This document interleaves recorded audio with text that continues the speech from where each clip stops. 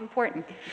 With that, we would actually like to kick off our panel. I would like to actually welcome my colleague and Executive Director of the Meadows Center from Texas State University, Dr. Robert Mace, onto the stage.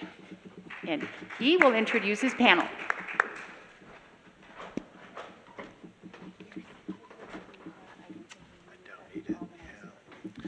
If I could invite the panelists to go ahead and come on up.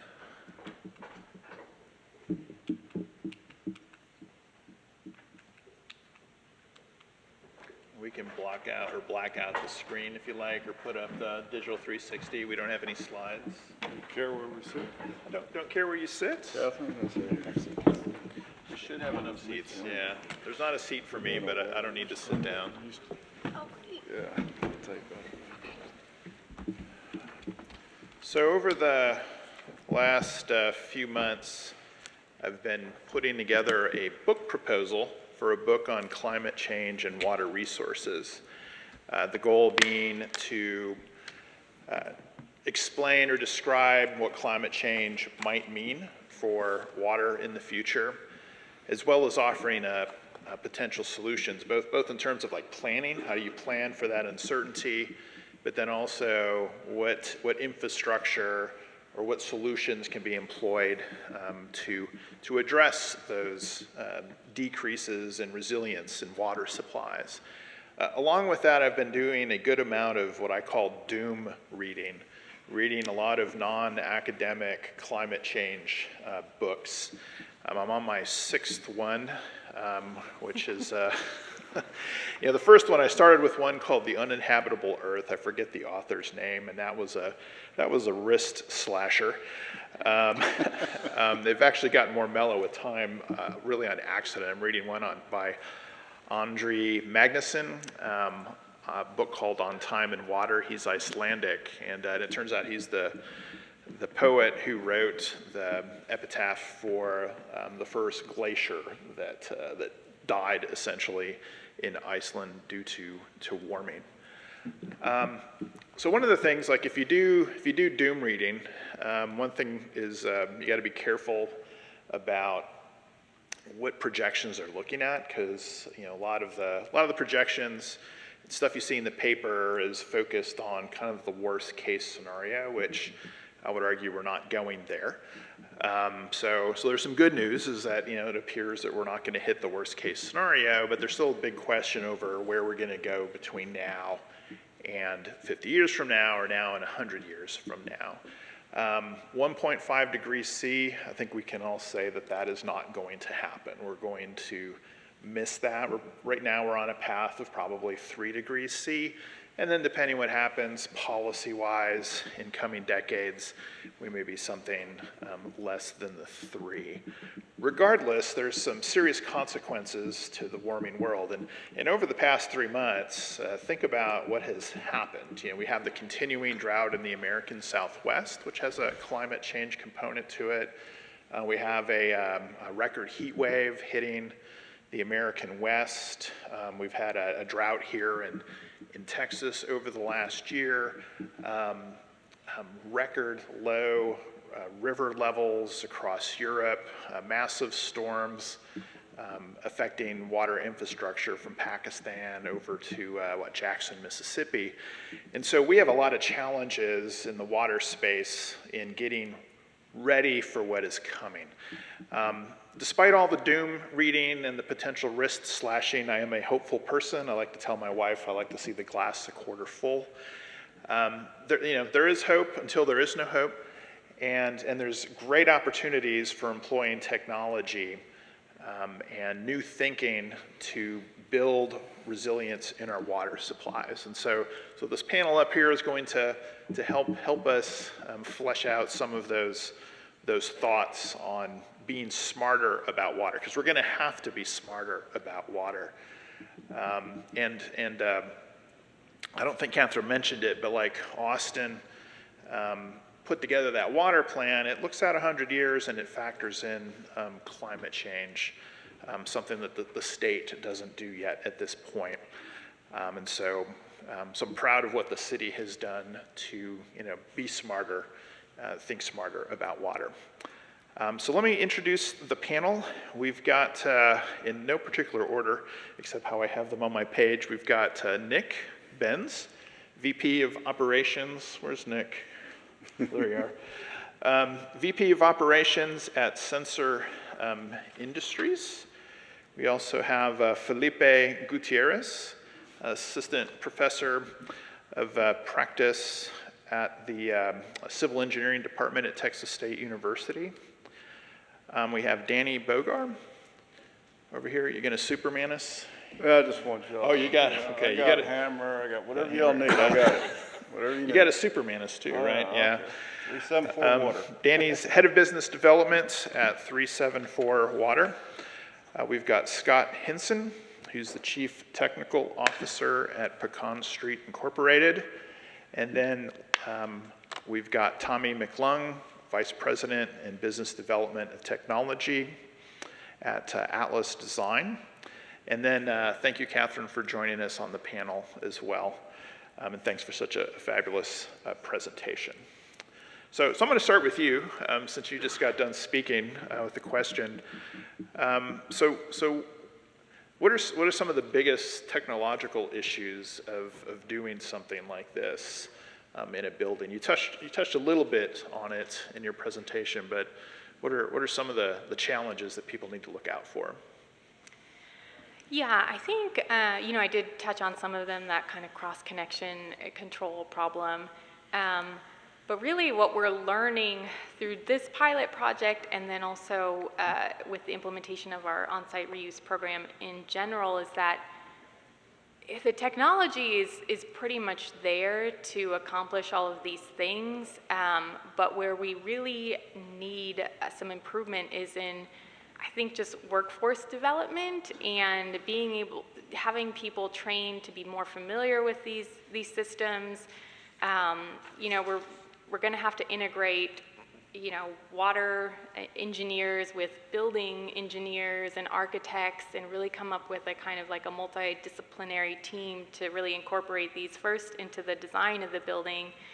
And then we're also going to need operators of the systems who are not afraid of technology and automation but this is kind of a general problem with the water and wastewater industry right now, is that we're a lot of people are aging out and we're having to kind of entice newer people to come in and replace these workers who are retiring. And so I think, there's an opportunity here though with the shifting kind of landscape and approaches to water management and also phasing out a certain sector of the workforce but I think we have to be purposeful in reaching out to and recruiting and finding ways to train the right type of people who want to work in this space. And it's, the drought was what really woke up Austin to looking at alternative supplies of water, and that's often a challenge in the water utility world of getting folks to adopt new technologies. But it seems like that's changed, at least in Central Texas. Yeah, definitely, I agree. Yeah. So it makes it fun. So it should be like a great opportunity for young people to get into this business. Yeah. And bring some fresh ideas. So along with that, building off of that, Felipe, tell us a little bit about what you do at Texas State, but then also, what can universities do to prepare kids college students for working in the industry, and particularly in innovative parts of the industry? Yeah, I'm a assistant professor of practice. Before being a professor, I worked as a consulting engineer, designing and troubleshooting water and wastewater treatment projects. So my job is basically teach the normal classes of a civil engineering degree, but try to bring some of the practice into the classroom and give some perspective to the classes. And so part of what Katherine said about training engineers and operators to operate with the new technologies and new instruments is very important.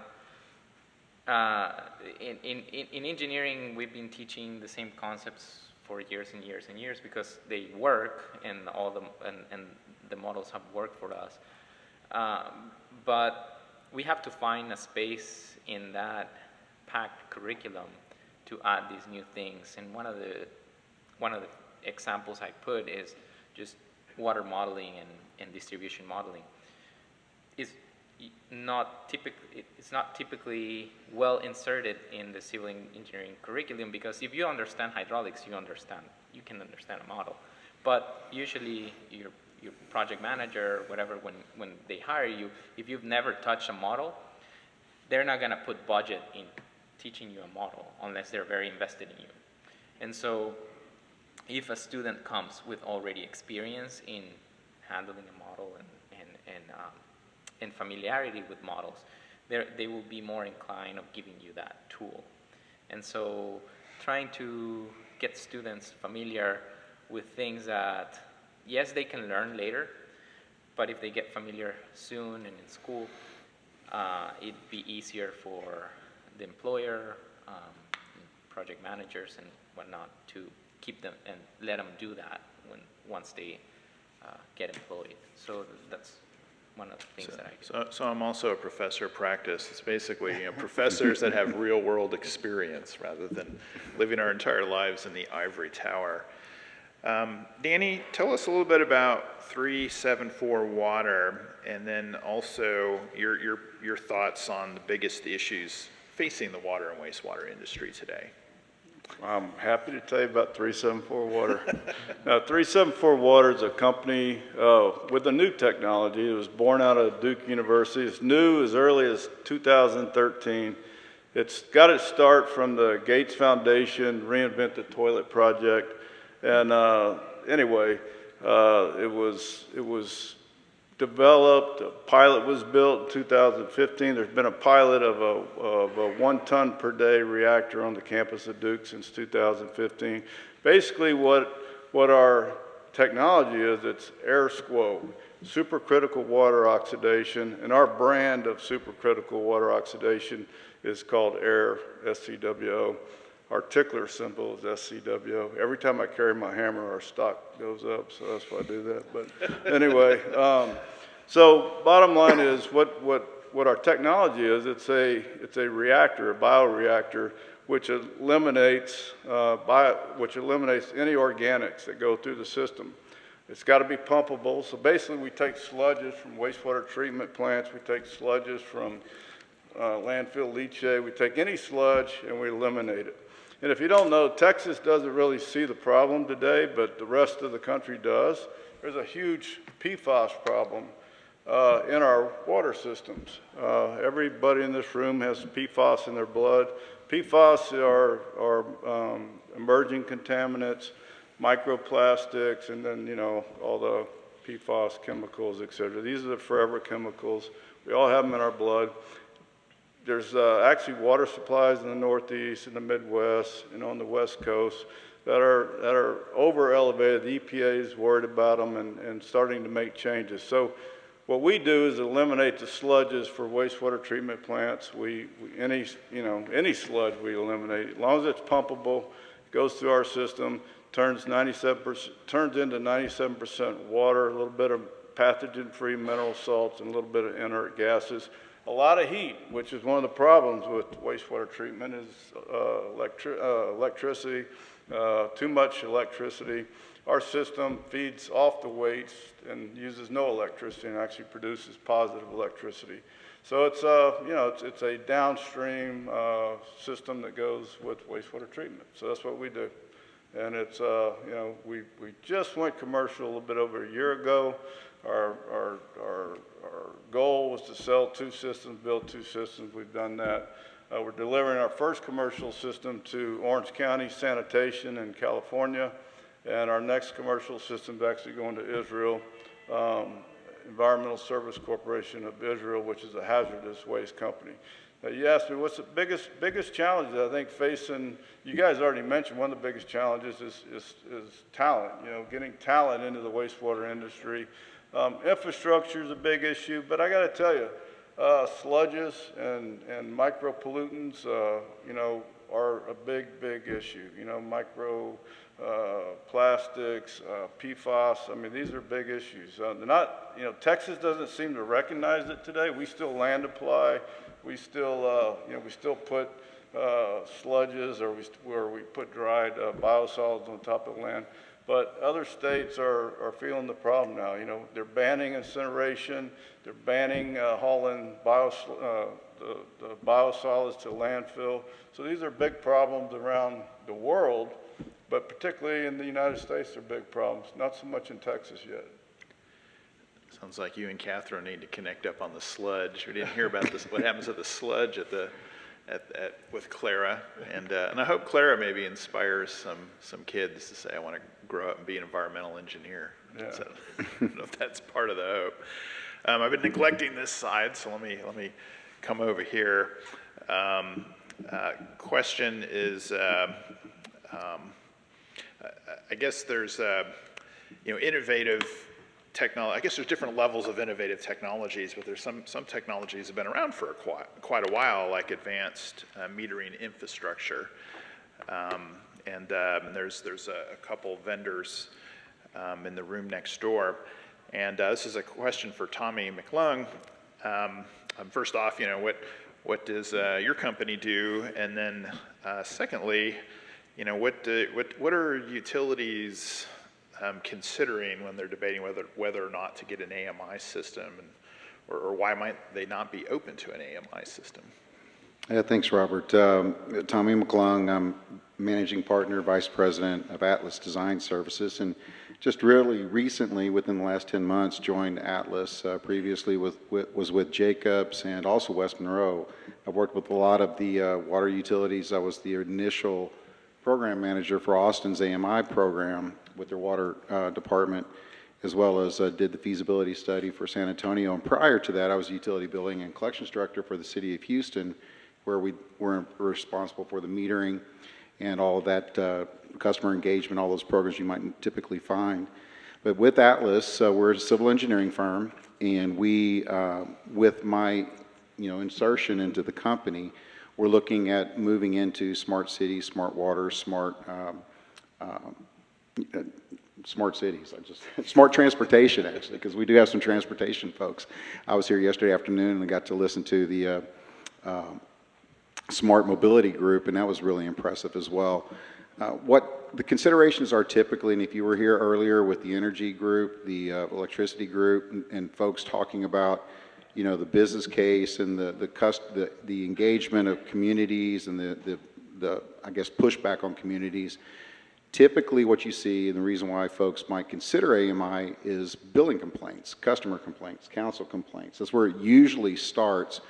But over time, things have started to change. I know when we started working with Rick Coronado at Austin, he said, focus on AMI 1.0, and then we'll look at AMI 2.0. And what that meant was this phased consideration of let's get the initial infrastructure in place, let it work for us, and then we can start considering some of the other use cases, such as pressure monitoring, leak detection, enhanced hydraulic modeling. And we were doing some of that. I actually spoke at the Texas Water the National North American Water Loss Conference, and we were doing a use case evaluation or study, basically lessons learned of how you can use geofencing and the AMI systems and really get into certain parts of your water distribution system and enhance your hydraulic modeling. So that's where a lot of it is, and why they don't is typically the fear of failure, really. It's whether it's fiscal failure or whether it's operational failure, not understanding or having the workforce to manage it.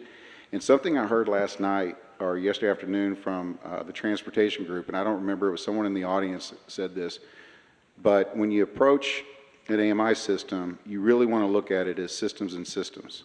If you're just looking at it as, I want to get a consumption number off my meter bill, get the money sooner, you're looking at it too myopically. You really got to look at all these different systems, you know, the old consulting adage, people, process, technology. You want to look at all these different things. And one of the things I saw Katherine show was that smart building that actually Atlas Design actually provides some permitting support there. We do plan reviews. So I'm familiar with the building, but that smart building concept is an idea of a system within a system. You know, when you start looking at it that way as a decision maker, then you can approach the design of your program much more intelligently. Cool. Thank you. Nick, you're up next. Want you to tell us about what Sensor Industries does, and then kind of building on what Tommy was talking about. It's like, how do you get municipalities and water suppliers embracing your solutions and your technology? Howdy folks, Nick Benz with Sensor Industries. We're an Internet of Things technology company in Los Angeles. Our product is certainly our platform and sensor suite, but for this group, our flagship is definitely our toilet leak detection sensor, which we identified early on as sort of public enemy number one of indoor water waste. And it captures this sort of neglected opportunity of multi-tenant water conservation. We have apartments, condos, and hotels, which were previously thought to be untenable in terms of clawing back water waste because, you know, who do you go after, you know, who's being penalized, et cetera. And we sort of set our sights on trying to right-size the product for the solution. And I think that sort of dovetails into the latter question there, where there's a fantastic wealth of knowledge gathered by macro analytics from an AMI or an AMR system or aftermarket strap-on smart meter. But once you get into the multifamily space, you lose a high degree of resolution, especially as the property size expands. So we'll put a pin in that. In addition to that, we have water conservation as a industry. It's classically, I don't want to call it low tech, but it's not saturated with alternative tech. For a long time, the high-tech item was a low-flow toilet, which I will not besmirch it. It's a great item, and it solves a very necessary problem of helping toilets flush less water. That has not changed. We still need that. We can't suddenly revert to 3.5 or 5 gallon per flush toilets. So what we've done with the 2.5 and the 0.8 gallon per flush toilets is a big deal. But then there was another problem left on the table, and that was, well, toilets are still leaking water, and largely they can leak as much water as is coming out of the wall. Save for a few nuances because of the mechanism of the flush valve or whatever. It's not low flow when it's not working. So we thought, well, we have these great opportunities with AMI and AMR. We have these great opportunities with low flow toilets, but water's still being wasted somehow. What's left? Well, let's go after the toilet leaks. And so with our product, we're monitoring toilet behavior, and we're providing real-time work orders to the people that can affect change, maintenance technicians and supervisors, the boots on the ground action heroes, as I call them. The folks who are actually going to turn the wrench, getting them work orders while they're already going unit to unit so that they can fix them. And they're fixing a minority of toilets at any given time. It's not like they're all leaking all the time. They will all leak at some time, certainly. But as long as we can help them eat that elephant, right, one bite at a time, it makes a real material difference. And so we're getting these macro analytics from an AMI, AMR system saying, okay, it's suspected that you have an irrigation leak. It's suspected that perhaps a dishwasher is leaking on cycle, or this looks like it might be a toilet. And then you're saving water on your flushes, and you're saving water from your aerators and your faucets. And now we're giving you real-time resolution on which toilet is leaking exactly, when, where, and how you can fix it. And that's how we've made our mark on the industry. So to sort of put a bow on that, you know, how do we get agencies and municipalities to engage with technology like this? I'm going to reiterate, you know, right sizing is figuring out what their goals are. What are you trying to accomplish? Tommy mentioned North American Water Loss, which is a great gathering. It's every 2 years. So we had one last December. There's going to be another one in 2 years. And it's a great gathering of the minds trying to solve the water crisis.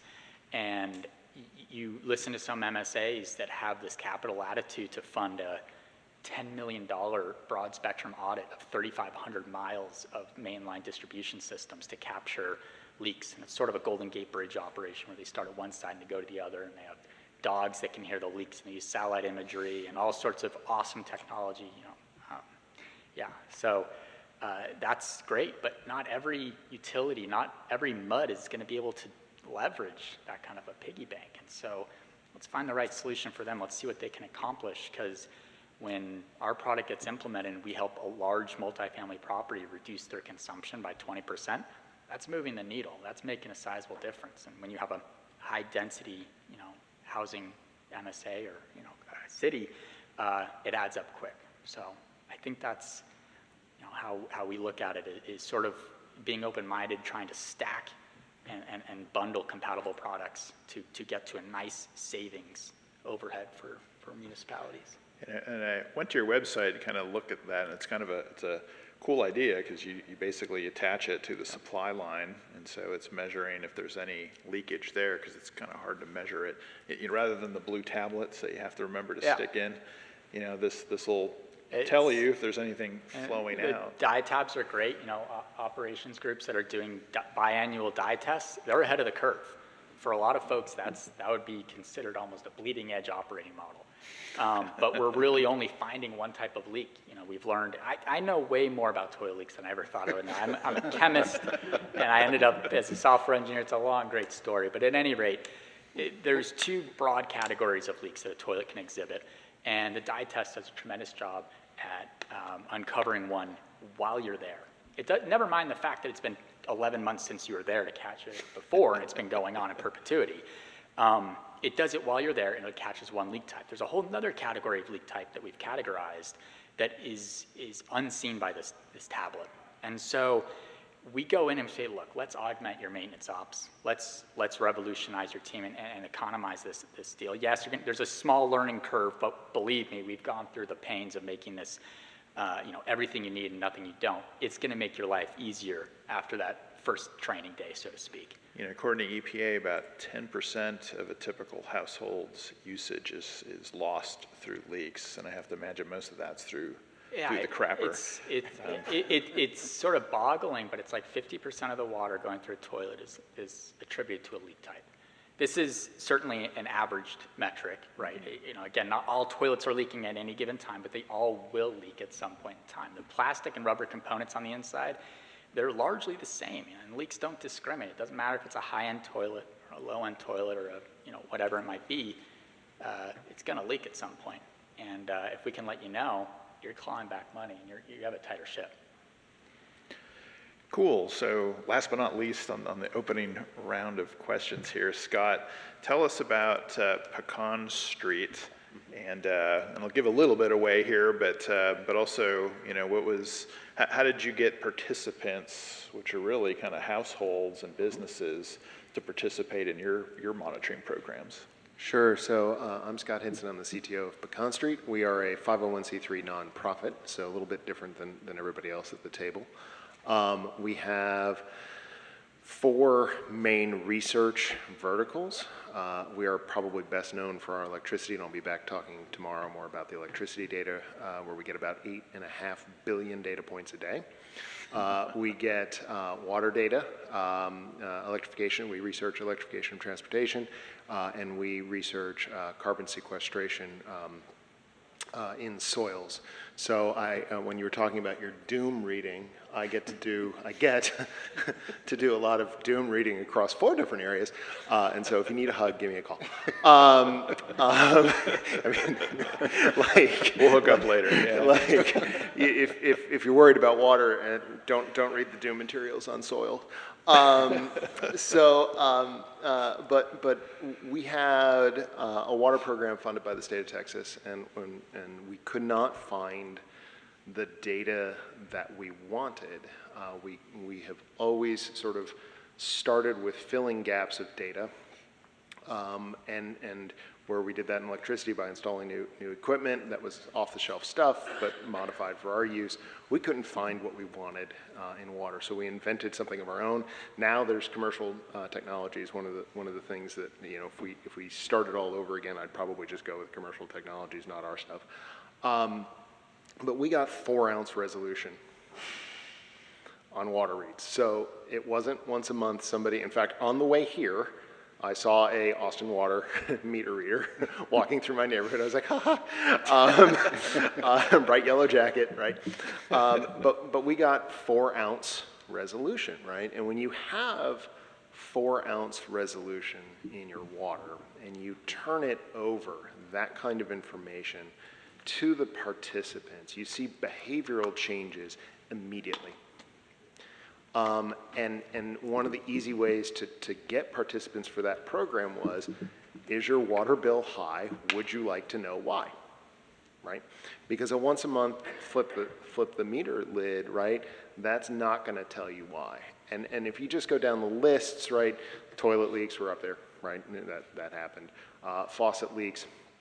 But we also saw an inordinate number of misprogrammed irrigation systems. Now, whether or not you should be irrigating at all at this point, right? But you know, they were saying, you know, my lawn is great. I don't understand why my water bill is too high. And I was like, well, that's because you're irrigating 3 times on Tuesday.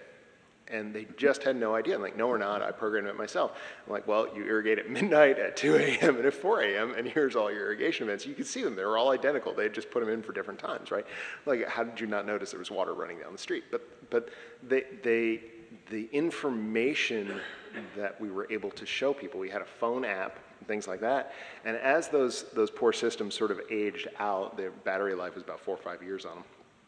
And we didn't necessarily have funding to replace all of them. We actually had participants mad that we took their data away, and we felt really bad because we couldn't put new ones in for them.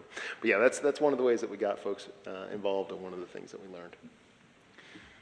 My household's actually part of your program, so on the energy and the. You're not supposed to identify I'm not supposed yourself. to say. I'm not supposed to know. I just clear my throat. I didn't read the fine print of the agreement. No, you can identify yourself.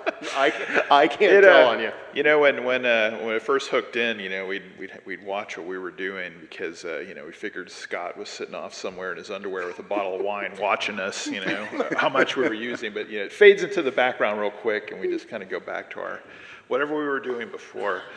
And water can be a major expenditure. In our house, our goal is not to use any city water outside. We have a 5,000-gallon rainwater tank in the middle of Austin, and our water bill is about $20 to $25. Yeah, I have 2 teenagers. I can only wish. But there's people. What's that? I have 2 teenagers. I can only hope to achieve that water bill. There's just 2 of us and 8 cats. So and cats are pretty water efficient. But yeah, there's technology. Felines, you know, they wash themselves. All right. Catherine, you mentioned some of the issues. You know, it's great because this is the first project of its type in Texas. I think I've heard about the 5th in the country. Is that right? Maybe. It's hard depending on where you draw the lines of what is novel about it. It's a pretty novel project, but there are others that exist throughout the country. And so there's technological issues. You're learning on the planning stuff. You alluded to some issues with really with state law. And so, you know, what are you trying to do to change that, I guess, to make this easier to use across the state? Yeah, so there are, every state is different, but in Texas there are administrative rule change processes that you can just basically petition the state to say, hey, there's this need that we have to change regulations to allow private entities to, encourage water recycling, and it's a whole process, and, but that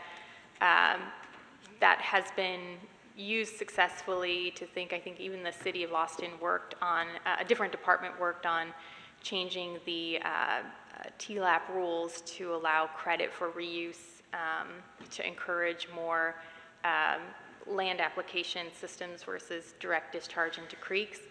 And so it's a process, and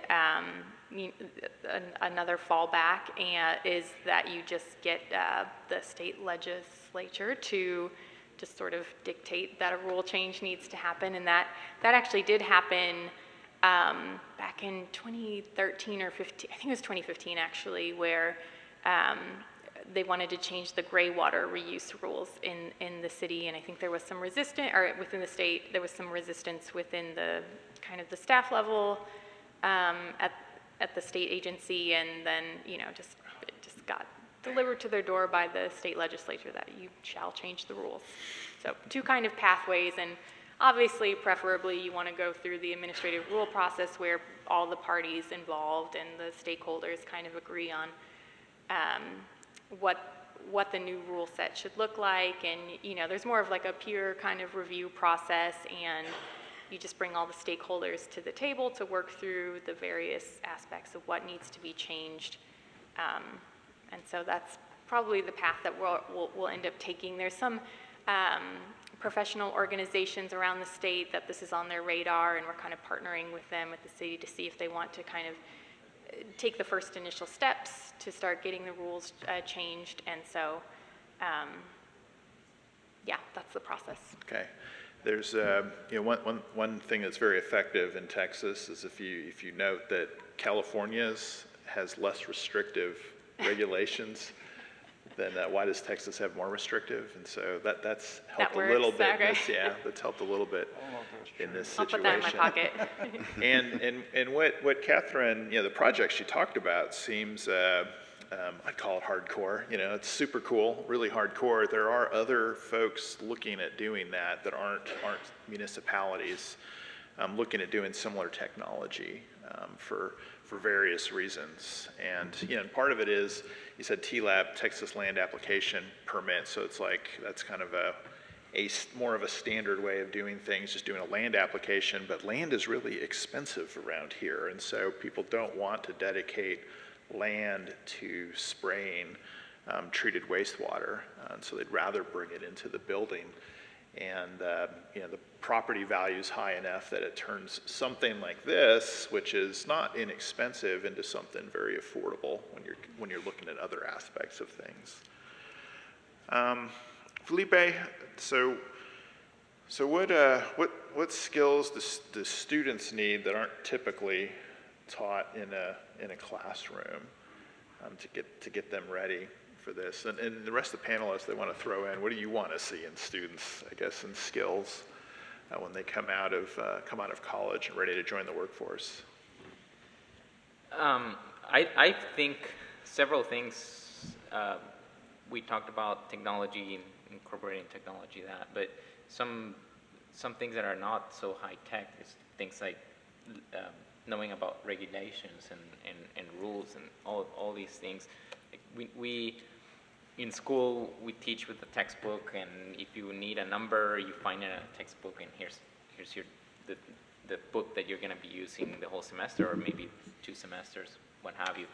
But not a lot of incorporation of, well, yeah, this number is in this book, but you actually need to use something. If you want to pass through TCQ's permit, you have to use this number over here and follow this A, B, C, and D, and meet their checklist first, and then you can do something else with it. And so that's one of the things.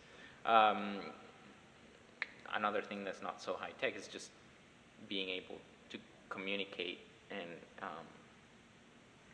to communicate to other people, and even communicate within themselves.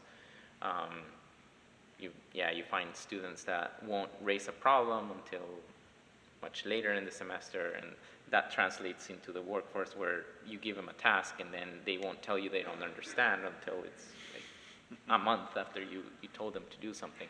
So that is one thing. They can pick up a lot of technology stuff quicker. Even, I'm not that old, but the students that I'm teaching, they pick up stuff quicker than me, and then the students that come after them, they will pick up technology quicker. So you don't have to teach them that, but some other things that are not, the classroom was not designed for that when the curriculum was set. That needs to be incorporated now. That would be helpful, and some of it is not even technologically advanced. Any other thoughts from the panel on I would share that when you talk about smart, one of my favorite sayings has always been the smart's in the data. We need better data analytics, understanding, and how the critical thinking that goes along with looking at information and making decisions around information, rather than being prescriptive in how you approach roles. I mean, young folks need to learn more critical thinking skills and analytical approaches. Yeah, we've seen that, and because we collect all this data and we turn over vast swaths of it for low cost or free, heavily subsidized or free access to university researchers. And they're supposed to give us a preview of what they've done with it, not like, we tell them how they're supposed to do their research, but every once in a while we run across a doozy where, we see the paper and it's like, yeah, physics. It's not just a good idea, it's the law. And what you're suggesting here is, now, the vast majority of them are fantastic, right? The overwhelming vast majority of them are fantastic, but every once in a while we run across some true disconnects, and it's one of those things where I'm like, please step back and say, okay, this was my conclusion, this is what you said this is what I say is happening, A, B, and C, but how physically can you get from B to C? If the answer is, I don't know, and I can't come up with something, let's go back and revisit some of those early assumptions. Robert, I'll just chime in and say, look, most of our company's engineers. I'm not an engineer, thank God for me. But most of our company's engineers, and we hire for attitude, and we hire for people that are passionate about the environment. I mean, we want people that are passionate about water, passionate about the environment, and if we can have that, and they got a good attitude, they fit on our team, so that's it. And we are hiring, by the way. I'm married to an engineer, which means I have to decorate the house, but that's. And I'm glad to hear the communication part, because that's certainly something I stress with my students, being able to speak clearly and write clearly, communicate, and then through writing helps you identify those logic gaps. If you write it down and it's like it doesn't make any sense to you, it's not going to make sense to anybody else. And then I also teach students, like in my career, having worked for several bureaucratic organizations, I became an accidental philosophical stoic, and so stoicism has been very valuable to me, which is really fact-based decision making, so it's perfect for a scientist or an engineer. We've got a couple either are associated with the university or used to be associated with the university. So, Dany, how did y'all go from university to commercialization? And what the hell does 374 mean? Oh, that's my fault. I'm sorry. 374 is supercritical temperature water. Maybe you guys knew that. So it's 374C. And that's really what, someone said physics, it's the law of physics and 4 stages of water, so it's the 4th stage of water. Cool. Which is actually what breaks down organics into their basic elements, that and pressure. But so we were born at Duke University, and basically they had a pilot going for, 6-7 years. The university and the Gates Foundation thought it was time for them to go commercial.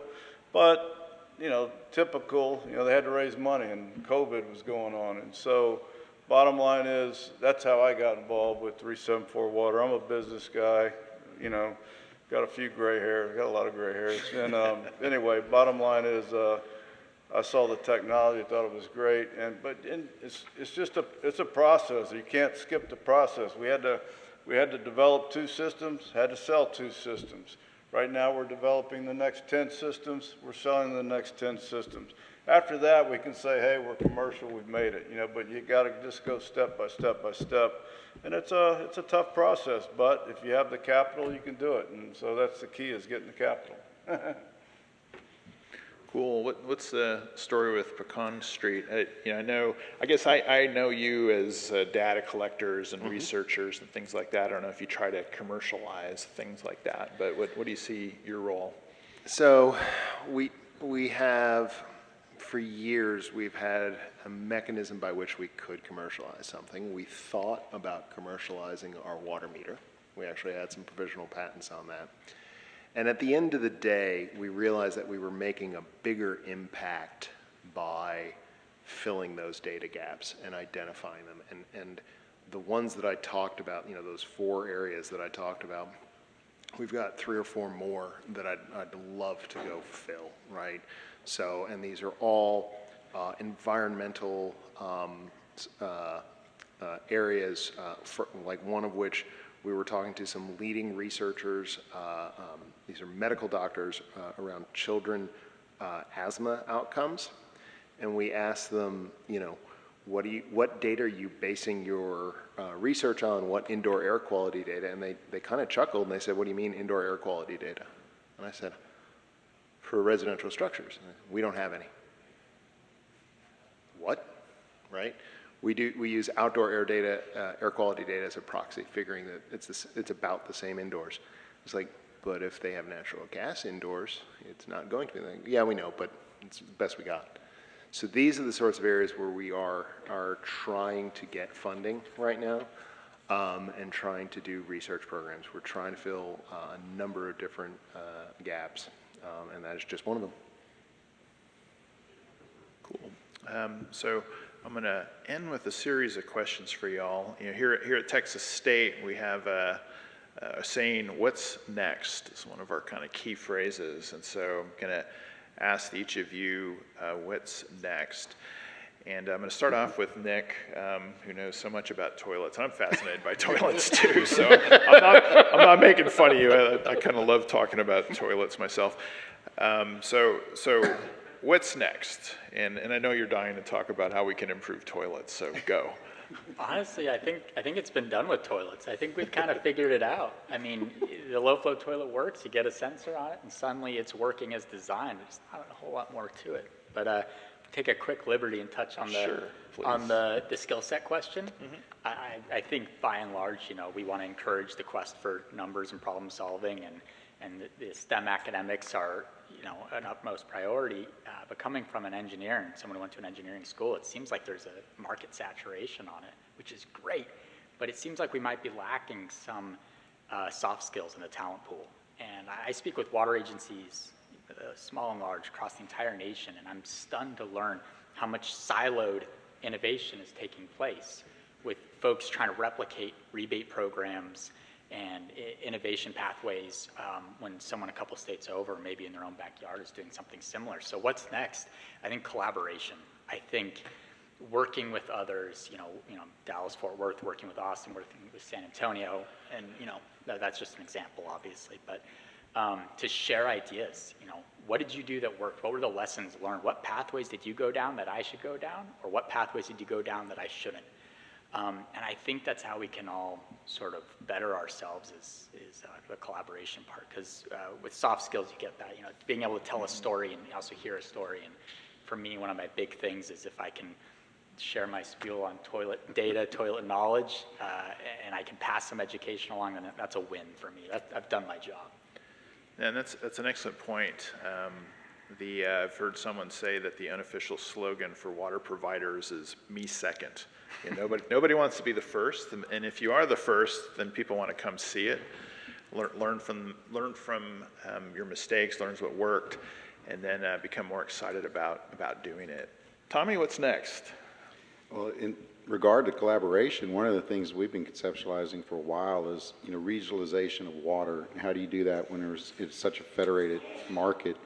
And one of the things, working with AMI, it struck me was the telecommunications, the connectivity of data sources and all really doesn't stop at jurisdictional lines. And so when you look at even ERCOT's database, the complexity of that database, and it's across the state, if you look at the connectivity of data sources and the data platform itself and construct it appropriately, you could really get strong regionalization, water management, even at the watershed level. I think if one of the ones that I've been looking at and conceptualizing with is Alliance Regional Water Authority in San Marcos. They're building a new 30 million gallon per day water treatment plant, drawing from the Carrizo Aquifer and pumping water to San Marcos, Kyle, Buda, and Canyon Regional Water Authority. They've got 85 miles of lines, pump stations, et cetera, and there's this large infrastructure that basically provides a regional look at how this model might unfold if you put in the technology to connect data sources, whatever the sensor technology might be, whatever functional data point you need, and then bring it into a platform, a data platform that similar to the work zone data exchange that if you listen to transportation folks, the federal government put together that's based off of JSON protocols. They're doing that right now and pushing it to ways. Water utilities could do the same type of thing with that type of regional look. And it goes back to collaboration, because why does that not happen? Because City A ain't gonna talk to City B, right? And other engineers don't mess with, or I'll never forget all the water treatment plant operators telling me, don't touch my SCADA. You know, so those things are all have to overcome, and I think that's a great point about the collaboration. But I really see regional looks, and again, not to tout them too much, but I remember working with Austin Water, and that Water Forward plan was pretty proactive when it first came out, and I really appreciated what they were looking at. So that would be my input. Cool. Robert? I'm going to skip over here. Felipe, what's next? So I think next in education would be just to incorporate all these things into programs that have been established for, and there's almost standard by accreditation through ABET, and they require you to teach all these things, but how do you measure soft skills like teamwork? How do you measure effectively communication? Because you can measure if someone can do a calculation on hydraulics, or can do can design the size of a clarifier or a bioreactor by giving them a problem. But how do you effectively measure if they learn how to collaborate, or how do you or to communicate, or to write something that is in its rhetoric is appropriate for that type? When you have this many students, how do you effectively identify those students that need more work or less work? I guess the good news is I don't know about your students, but my students are really eager for that practical knowledge coming from the, the working world, the real world on the outside. So I know they're real excited about that. Dany, what's next? Another hammer? Yeah, another shield. hammer. You need a shield. Now, look, I think water reuse is going to continue to be more and more and more, next. But I think in general, the hub and spoke method of wastewater is done. I mean, we have big problems in this country, in this world, in the developed world, of deteriorating infrastructure, et cetera. So the hub and spoke method, I think, will go out the window eventually, and it'll be distributed. It'll be water reuse, and it'll be new technologies and so forth. So like 374 Water's AirSquo system. So very good. We'll pop back over here. So Scott, what's next?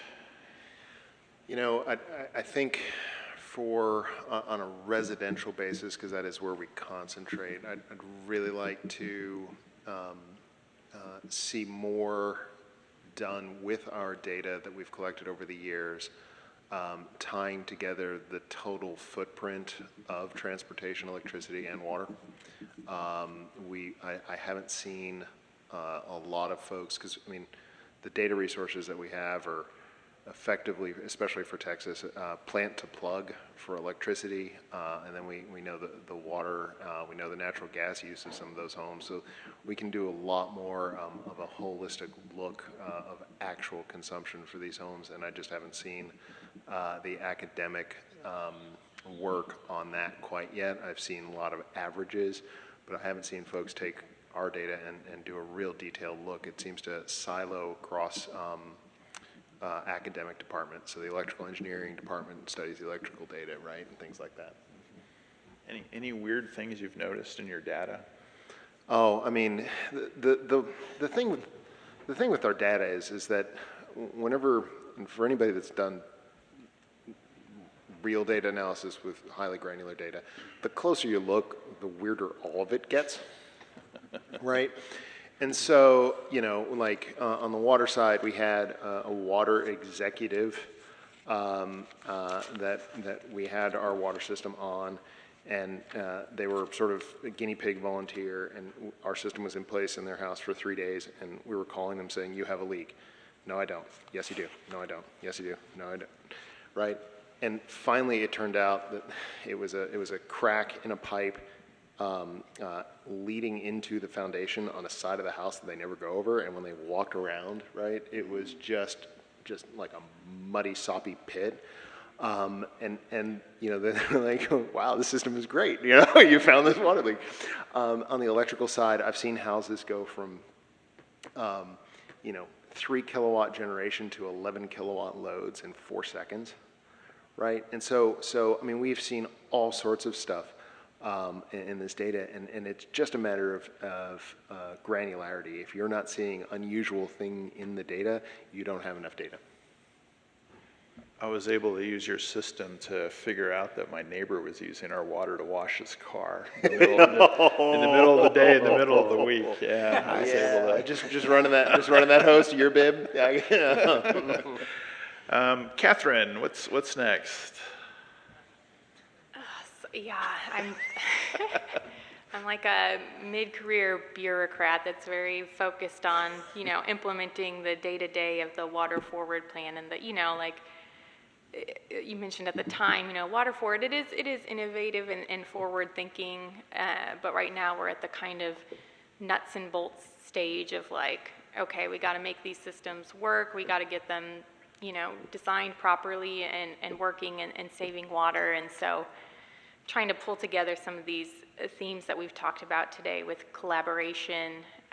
We're having to do a lot of that with the various other departments that, you know, review certain aspects of building design and even have some overlapping jurisdiction, and communication is a really big part of that, and just being able to kind of, again, work collaboratively and really build bridges through not just even, you know, other city departments and kind of, you know, similar sort of stakeholders to your processes, but also taking a bigger step back and thinking about how the kind of problems that we highlighted here with the water and wastewater industry, not problems, but just like the challenges that we'll be facing with an educated and competent workforce moving forward, and trying to, you know, teach them communication skills. And if you back up a step further, like those communication skills are learned, you know, early on, and when you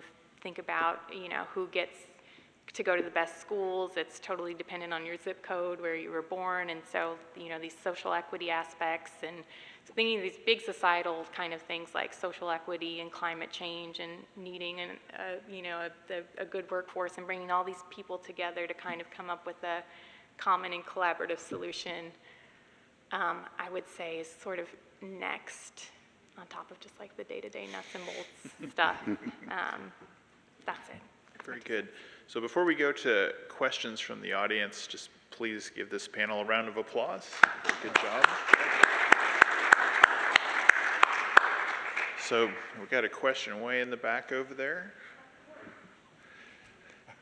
Good thing she put on her sneakers, so that's good. That's okay. You did it yesterday. I would not expect it. Okay, well, this is for Katherine. First, I have an observation, then a question, so bear with the observation first. You must be a really good engineer because you have no idea about irony whatsoever. You basically said that your biggest issue relative to your project was permitting, and yet Austin permitting is in the building that you're piloting. Turn their toilet off. So that's the observation. Kind of joking aside, the question I want to ask you is, you went through this whole project, talked about, I mean, it's great in theory, all of this water recapture, but nothing about the economics. And I want to ask you about, I'm going to just one specific example of that, which is the condensate recovery example. It seems like if you were looking at the total cost of that water, you would look at the, you know, condensate cost, obviously driven through space conditioning, et cetera, less the fact that that water is now being captured out of the air locally and not having to be transported and pumped, and associating all of that energy and amortized infrastructure cost, and otherwise bringing that water to that particular building. And I'm just wondering, have you, was this more of a technical feasibility project, or is there an economic element to what you've done at the permitting building, where permitting is your biggest problem? Yeah, that's a good question, and thank you for the observation. The irony is not lost on me as I'm being consistently kicked out of the review process for the projects that we're trying to implement, even in the voluntary phase. But yeah, so kind of I talked about the goals of the pilot project. One of the things that we considered was we knew that there were sort of these issues surrounding black water reuse, and that was kind of like the bar to meet. That is the most difficult type of reuse system you could design and get permitted. So we kind of wanted to tackle that, and we knew the economics wouldn't work. A system like this would take 30, 40 years to pay itself off if it just worked well from day one, which it won't, because it's a pilot project. And so the value that we're getting out of it is more just the kind of the learning process and just all of the information that we're getting and how that will translate into our future water reuse program.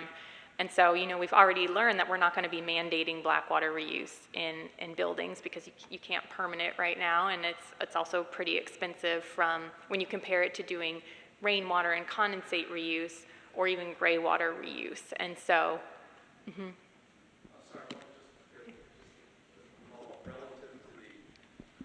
Relative, though, to I get that the highest bar is the black water recovery, but this harvesting, I find the condensate harvesting really fascinating, because again, that's truly a closed loop system in a sense.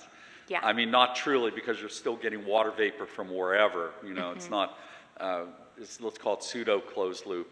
But what about the economics of that specifically? And is that really, it seems like that's a no-brainer. It's so easy because you're capturing that and disposing of it anyhow. The reharvesting of it, seems like a zero cost compared to whatever the cost is to deliver a gallon of water, however far you are from the head end. Yeah. Yeah, that is definitely the least, or the most cost-effective kind of on-site reuse system that you could have. Is just the collection of condensate. It's a clean source, and if you're putting it back in your cooling tower, that not all projects have cooling towers, but that is probably the most cost-efficient system.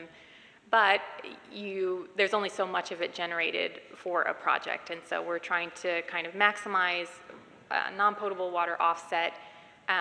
And also minimize costs. So it's a balance between the two, and so our mandate is going to require both condensate and rainwater in the same tank, because they pair well together in terms of when condensate is generated in the summer when it's typically not raining, but you have a higher like irrigation demand or cooling demand. They just pair well together. Austin's main library, which is I'm probably not going to point the right way, but just down the street a little bit.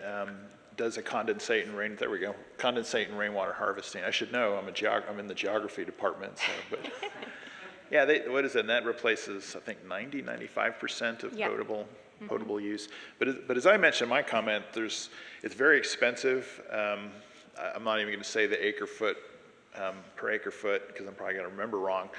But there's other considerations to where I know of one private party that's seriously looking at doing this, and then a public party that's looking at doing this, really to just save on land costs and some other infrastructure costs. So and I'm with you. I was thinking, this is a cool project, but no one else is going to do it. But there are people who are chomping at the bit to do it. Got another question? There we go. Good afternoon. My name is Terrell Jones with Sky H2O. We are advancing and scaling atmospheric water generation. We're working on 2 projects here in Texas, one in Dickinson and one in Angleton, on 3 and 5 acre lots. My question is for Katherine, but first I want to say, Dr. Mace, I would like to send you a report that I've done on 100 so locations on drought and toxicity that you might want to know about. I'll send that to you. Katherine, I like the fact that you're doing a alternative water supply, and I would like to know how we could become part of your pilot projects. We have in our roadmap a building, rooftop building system, a water tank system for a new tank type of system, and for recharging old tanks with our atmospheric water generation. And secondly, how can we work with you on emergency water backup systems for, particularly when you have a company like Tesla come to town and you want them to provide their own water, have you looked at atmospheric water generation as a requirement? That's one. And two, I'm hard pressed to find any codes for the state of Texas to buy our systems. They don't exist. There's an NRGP code that purchasing in Texas has given us, but it doesn't really address atmospheric water generation because nobody's really doing atmospheric water generation. We're creating new water from air, and it's a new resource, and like you said, it's viable. Our system is an Internet of Things device, so we can power it down when power is free or cost effective, or when humidity is low, we can power it down. So how do I get with you in terms of doing a pilot project? I've already talked to the mayor. Let's do this. Yeah, okay, yeah, so, yes, when you talk to the state, if it doesn't explicitly say atmospheric water generation is a thing that exists, then they're just like, well, it's not allowed because it doesn't. I've already been turned down from 2 cities that want our systems because it doesn't have a code. Yeah, that sounds And the familiar. cities want to buy it and they can't. Yeah, you can't with do the it. funds. Yeah.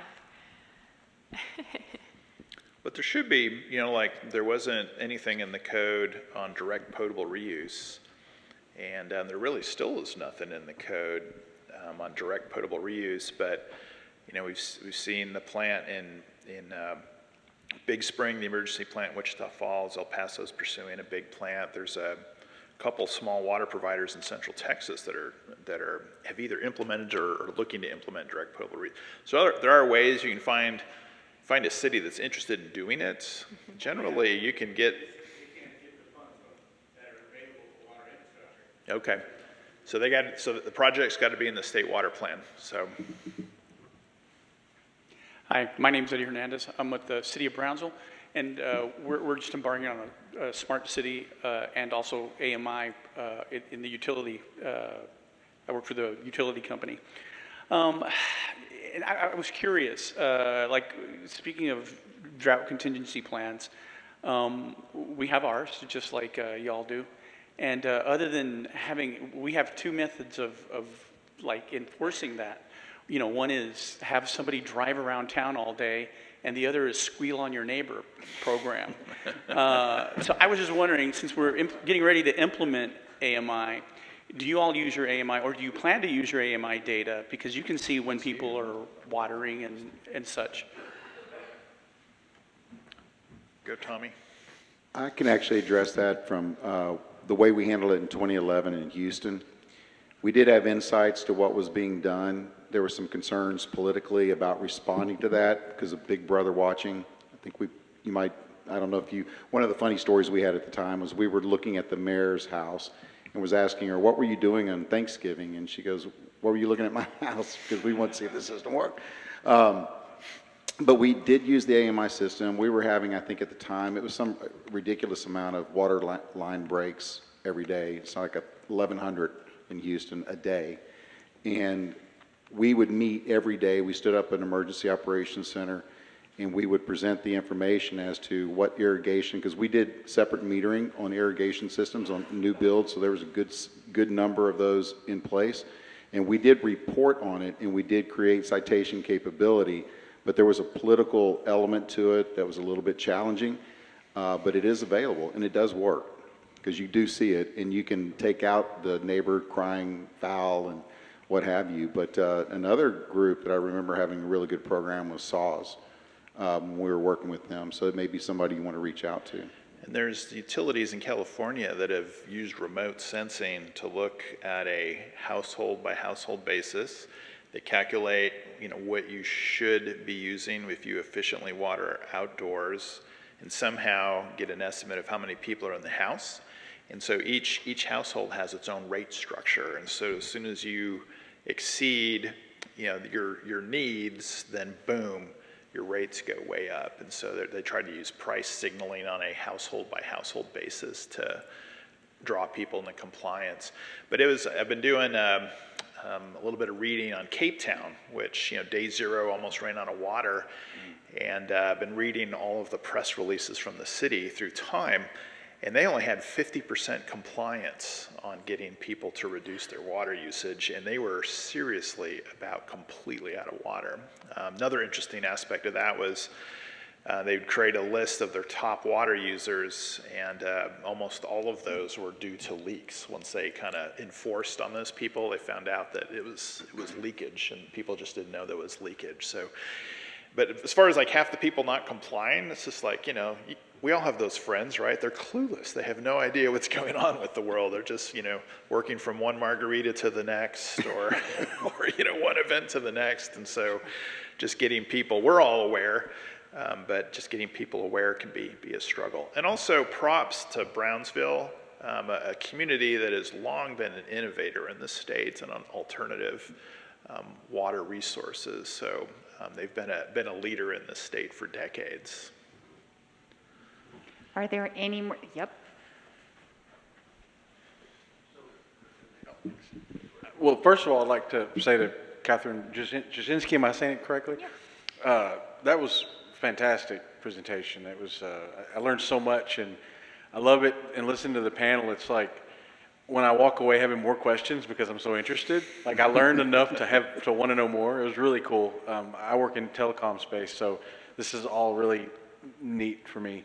But one of my questions is, water is a significant expense for industries, oil and gas for one, construction, agriculture uses and things like that. So are there kind of scaled down, pared down versions of this technology on the market that are available today as far as sensing? And I don't know if this is more of a 374 question or a Mr. What was the name? Mr. Benz question for you, or even Atlas with your guys' industry experience. What's on the market today for industries like that where they can use some of this technology? Are there kind of that scaled down versions where it's affordable? The short answer is yes. I mean, these technologies aren't just intended or applicable to, say, a linear infrastructure that goes underground or anything like that. I remember having a meeting with that large insurance, I'll leave it unnamed, a large insurance company in New York one time about smart buildings, because they had done research, and the second largest payout they had was water claims. And so they were wanting to get better understanding of what was going on. And these sensor technologies, the toilets, I can tell you, one of my favorite studies I did was how much a toilet leak cost a citizen in Houston, because we had so many council members complaining. And so we did a study, at each different flow rate through that toilet over a 30-day period, how much it would cost you. And it's pretty expensive. So the point is, there is sensor technology at the residential level. There's technologies that it can go into buildings. And I mean, Katherine demonstrated it right there with what they're doing. I mean, that was a separate utility system within that permitting center that was created that they're monitoring remotely. I know that oil and gas and the fracking business, they basically remotely create utilities where they reuse the water and inject it back in. Then you take, in the electric AMI space, they do small cell technology where you have distributed energy brought in, and they're doing it all within a contained space. Rainwater harvesting is distributed water. So when you look at it and think of it that way, you just break it down, and that's what I really loved about that systems and systems concept. If you sit down and you really think about how all of these parts play in. Another story, I was working with Jacobs in Singapore, and we were working on, they wanted a digital twin, or they wanted to become a digital country. And so we started talking about creating a digital twin for the city. so that at every building, when consumption occurred, how did that translate back to the effect on or impact to source? And so one of the things you can think of from a water perspective is there really is a value chain of water from source to reclamation.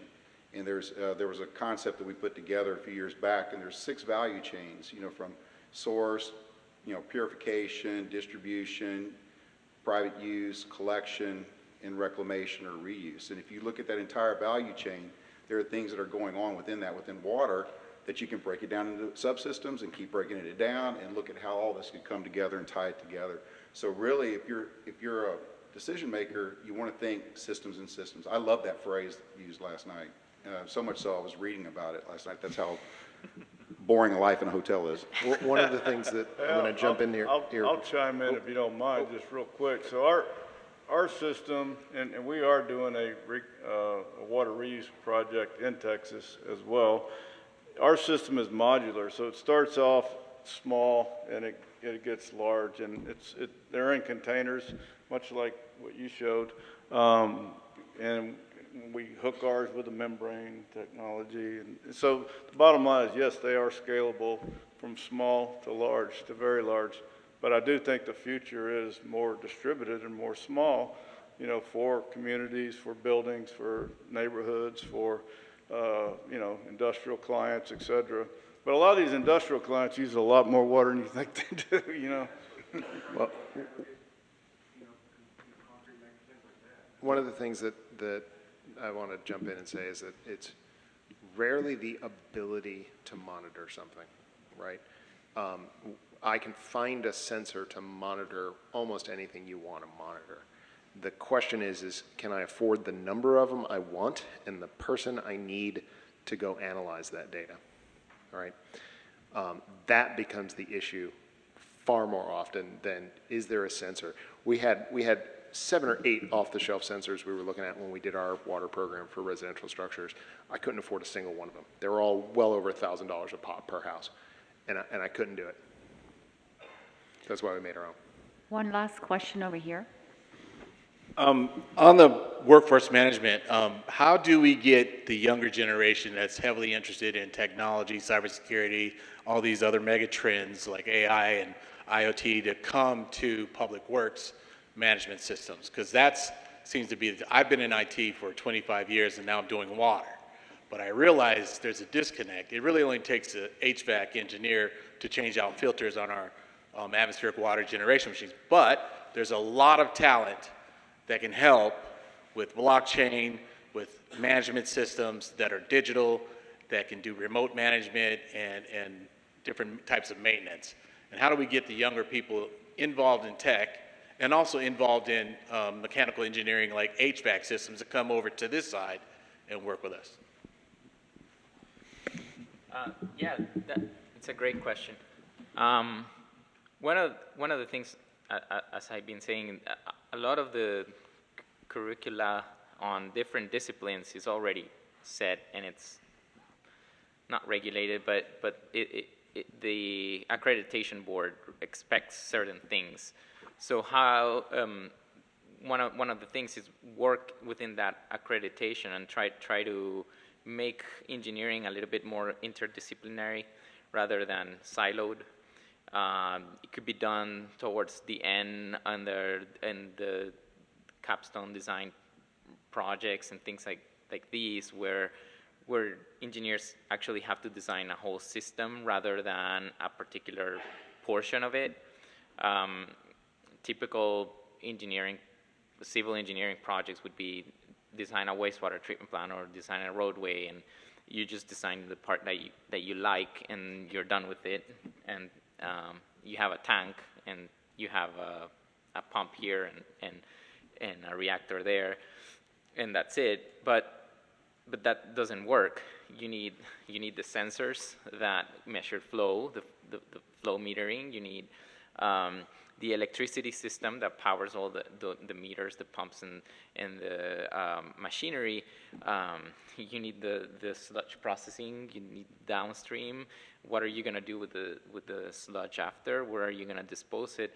And all these things, the HVAC systems for the administrators, the architecture of the system, if it's somewhere where it's going to be seen, or is it going to be tucked away somewhere where nobody's going to see it. All these are integrated systems that maybe a group of students just from civil engineering won't have the background or the classes to complete. But if we have something that is more interdisciplinary, where you bring people from different engineers into a single project, it will be more doable and it will be better. I don't know exactly how to get that through accreditation and all these things, but it's something that I would aspire to. Class or a couple of classes where you bring different disciplines together, and not just suddenly when you get your first job you find out that mechanical engineers exist or electrical engineers exist, something like that. You know, an internship, so the industry itself can help through internships. You know, giving students jobs. What got me in the water, believe it or not, was I was in a goth band. And there was a professor on campus that had a graduate student that looked like she was in a goth band. And I thought, well, he'll probably hire a dude with goth hair. And so, that's literally how I got in the water. I was like, you know, this is all right. I think I'll stick around. I just would like to add, look, I mean, you're an entrepreneur, right? I mean, you have a product, right, that you're taking to market. I mean, to me, it's just so critical to get students or young people interested, just have a clear purpose. I mean, you're building that product for a reason, because it's good for the environment, because it's good for society, and you get these students passionate about what you're doing, and I mean, that's how you do it, I think. I mean, that's how we try to do it. I say we hire first, we want passionate kids that are so passionate about the environment. If you can get those kids, and then we can train them to do everything else, I believe. I mean, that's an excellent point, Dany. Oh, I'm sorry. I love that last point. I was going to offer that from a pragmatic perspective. I've led large organizations for most of my career, and what's real important is to understand the skill gap, what you're trying to accomplish, and what you need your employees to do or staff members to do, and have a training program that closes that gap.